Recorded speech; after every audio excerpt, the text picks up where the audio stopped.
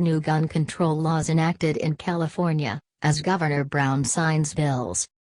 Governor Jerry Brown has signed new gun control legislation for California, enacting bills that limit magazine capacity to 10 bullets, require a background check for those purchasing ammunition, and restrict the lending of firearms, among other effects. In signing the bills, Brown said he wants to enhance public safety by tightening our existing laws in a responsible and focused manner, while protecting the rights of law-abiding gun owners. Two of the bills close the bullet button loophole, as member station KPCC reports. The loophole refers to the sale of California legal firearms that don't fall under California's ban of guns with detachable magazines. To get around the law, manufacturers created versions of firearms that feature a button that can be pushed with a small tool, for instance the tip of a bullet, to release an empty magazine and insert a new one. Another bill that will now become law tries to limit straw purchasing, the practice of a person buying a gun legally with the intent of giving or selling the weapon to someone else. In addition to making it a misdemeanor to file a false report about a gun being lost or stolen, the new law will prohibit the purchaser from buying another gun for 10 years. As KPCC reminds us, the classification of a gun as an assault weapon is a legal designation in California. Legislators established the assault weapon as a new classification of firearm in 1989. Following a court challenge in 2000, the law was upheld. Gun owners could keep their assault weapons provided they registered with the state before January 23, 2001. The legislation was signed almost exactly 7 months after husband and wife shooters Said Rizwan Farook and Tashfeen Malik killed 14 people at the Inland Regional Center in San Bernardino. In April, a relative of the murderers was charged with providing the guns they used.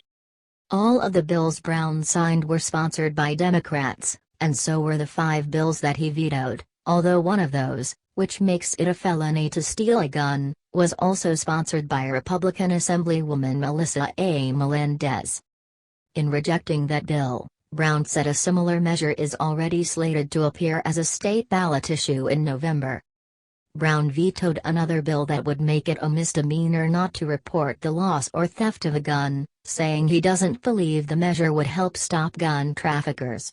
He added that the bill wouldn't make irresponsible people become responsible. Another bill that sought to classify the body of a firearm as a firearm, thus closing a loophole that has allowed unfinished gun frames or receivers to be sold under less scrutiny than a finished gun would require, was deemed to have wording that was too vague. My goal in signing these bills is to enhance public safety by tightening our existing laws in a responsible and focused manner, while protecting the rights of law-abiding gun owners, Brown wrote in a message. Brown approved bills that would ban the sale of semi-automatic rifles equipped with bullet buttons, allowing the ammunition magazines to be easily detached and replaced. Vetoes included a bill that would have allowed co-workers, mental health workers and school officials to petition the court for a gun violence restraining order for people judged a danger to themselves and others. Such orders would allow guns to be confiscated for a year.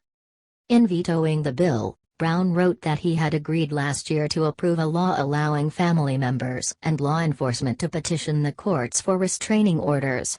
That law took effect on Jan. 1, 2016, so at this point it would be premature to enact a further expansion, he said.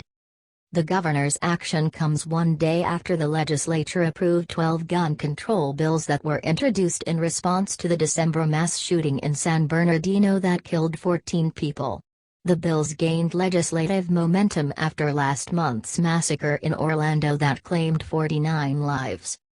The National Rifle Association Institute for Legislative Action accused the governor of exploiting the terrorist attacks for political gain. Governor Jerry Brown today signed a draconian gun control package that turns California's law-abiding gun owners into second-class citizens, said Amy Hunter, California spokesperson for the group. The governor and legislature exploited a terrorist attack to push these measures through, even though the state's already restrictive laws did nothing to stop the attack in San Bernardino. Bills the governor signed will require an ID and background check to purchase ammunition and create a new state database of ammunition owners. Ban possession of ammunition magazines that hold more than 10 bullets. Restrict the loaning of guns without background checks to close family members. Bills the governor vetoed would have put an initiative on the November ballot to clarify that theft of a firearm is grand theft and is punishable as a felony. Require those who make guns at home to register them with the state and get a serial number so the weapons can be tracked. Required stolen or lost guns to be reported within 5 days. Limited Californians to the purchase of 1 rifle or shotgun per month.